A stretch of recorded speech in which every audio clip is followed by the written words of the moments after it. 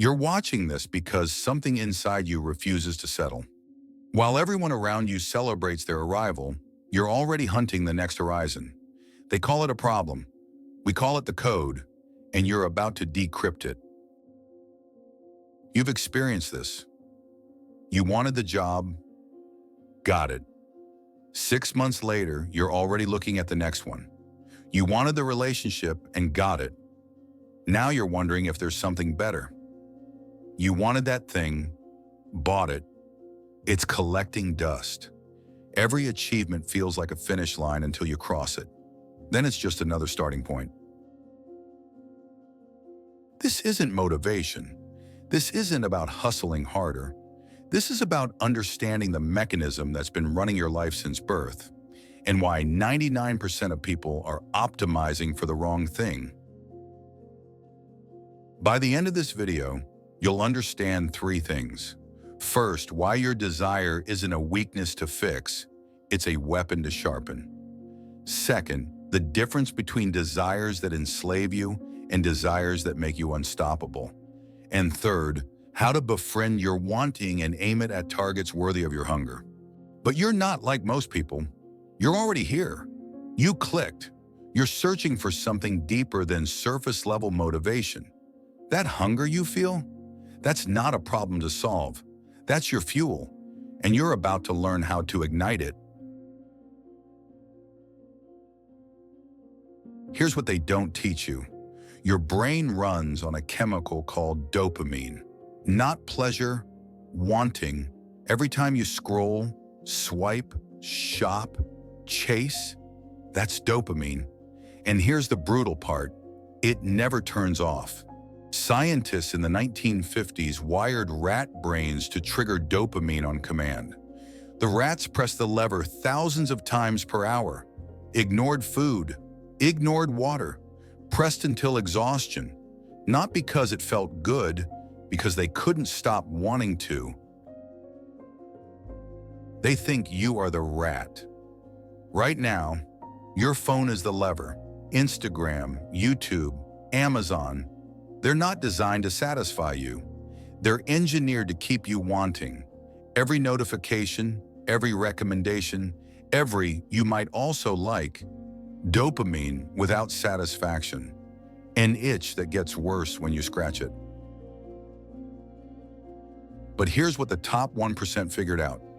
If this engine never turns off anyway, stop letting other people choose what it wants.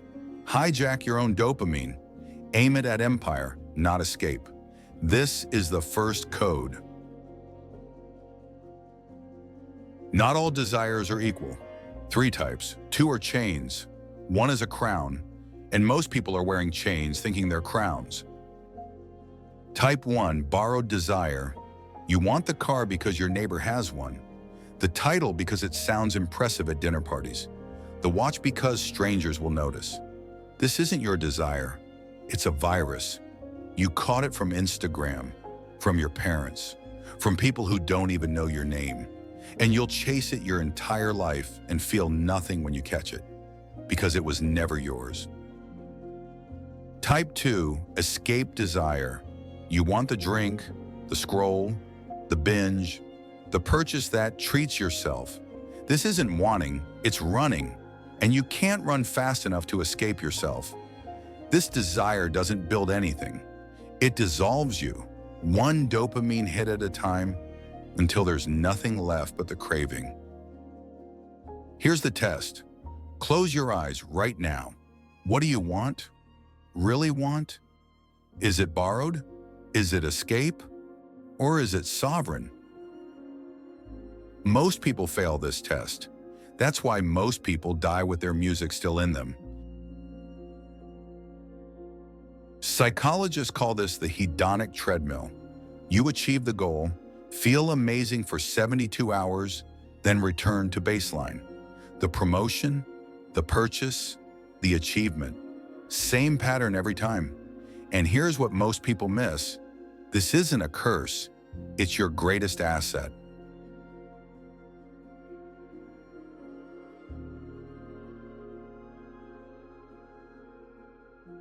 Your ancestors who stopped wanting stopped surviving. The tribe that got satisfied got conquered. So evolution built you with an engine that never turns off. This perpetual dissatisfaction, it's not broken.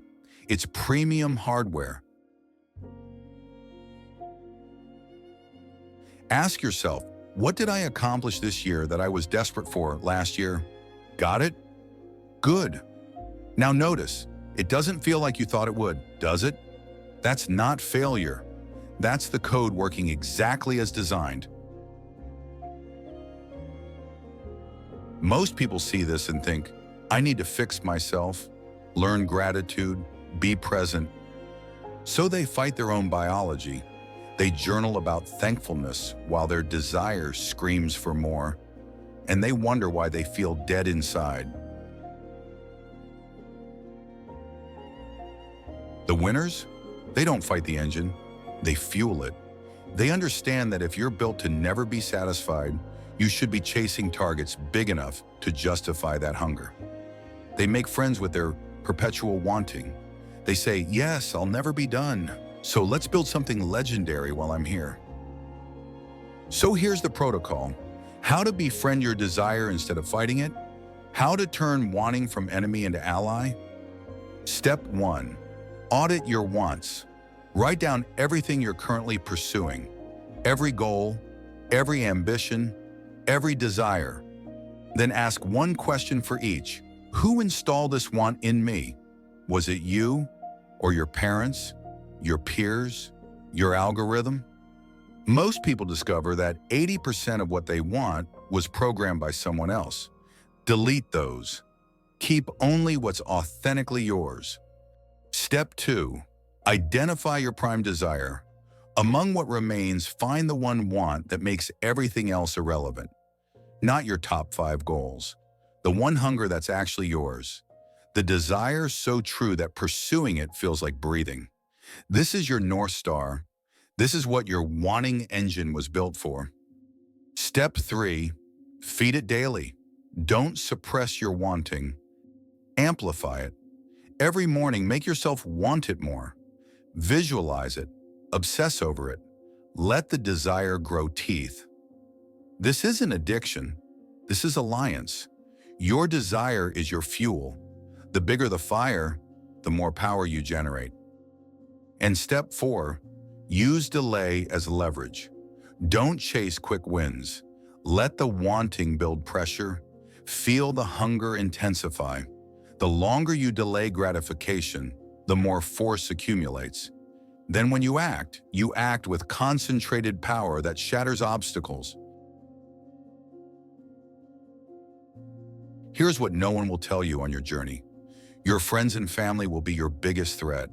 Not because they're evil, because they're comfortable, and your discomfort reminds them of their surrender. Watch what happens when you start feeding sovereign desire. You skip the party to build. You stop participating in gossip. You say no to comfort. They don't attack you openly. They couldn't. Instead, you're working too hard. Don't forget to live a little. You're becoming obsessed. Every word wrapped in concern. Every sentence is a chain. Your transformation is their accusation. Your hunger exposes their settling. Your singular focus reveals that they chose distraction. And humans can't handle that mirror, so they'll sabotage you with love, with worry, with advice designed to bring you back down to their level. The question isn't whether they'll try to stop you. They will. The question is, will you let them? Every master who ever lived had to answer this. They all answered the same way. They walked alone. They built in isolation. And when they emerged, the same people who told them to slow down claimed they always believed in them. Don't take my word for it. Look at the pattern. Elon Musk sold PayPal for $180 million. Everyone said retire, enjoy it. He dumped it all into SpaceX and Tesla. People called him insane. He didn't care. He wanted Mars. Now he's rewriting the future of humanity. Kobe Bryant, 5 championships. Could have coasted. Instead, 4 a.m. practice sessions when everyone else slept. His body broke. He didn't stop. He wanted perfection more than he wanted to walk without pain. That's not balance. That's sovereign desire. Michelangelo spent 4 years on his back painting the Sistine Chapel, paint dripping in his eyes, body deteriorating. People begged him to stop. He painted until he went blind. Not for money. The church barely paid him. He wanted to paint God, so he did. And 500 years later, we're still looking up. Here's what they had in common. They didn't manage their desire. They didn't seek balance. They let desire consume them completely and use that fire to forge something immortal. The world calls them obsessed. History calls them inevitable. So here's the shift, the actual transformation. Desire creates energy. Most people waste that energy fighting themselves. They want something, then feel guilty for wanting it. Energy spent on internal conflict, nothing built. Winners make peace with their desire. They say, you want more, good. Let's aim you at something worth wanting. This is why they seem unstoppable.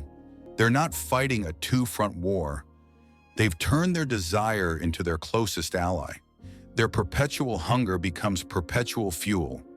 While you're trying to manage your wants, they're riding them like lightning. While you're seeking balance, they're seeking mastery. Different relationship with desire, different outcomes. The secret isn't less wanting, it's better wanting, more focused wanting. Wanting that you've consciously chosen and deliberately aimed. Your desire isn't a beast to cage, it's a force to befriend and direct. This is Journey to Crown. We don't teach you to suppress your hunger. We don't ask you to trade your desire to anesthesia of comfort. We teach you to feed it strategically. We don't believe desire is the enemy. We believe it's the only force powerful enough to change your reality. And we're here to show you how to make it your ally. The next video breaks down the hidden code of ambition, our second step toward the crown, how to program the hunger so it no longer asks for permission. We are moving from wanting to designing and reveal how winners calculate, configure, and secure the crown before the world even knows a game is being played. Because in the code, the outcome isn't fought for. It is programmed. But that's only for those who've made the choice to stop fighting themselves. You made it here. That was an accident. That was code recognizing code. Most people already left. They wanted comfort disguised as wisdom. You're still here because you're done pretending satisfaction is the goal. Subscribe. Not because I'm asking, because what comes next, the hidden code of ambition, isn't theory. It's the exact architecture winners use to bend reality, and you've already proven you belong here.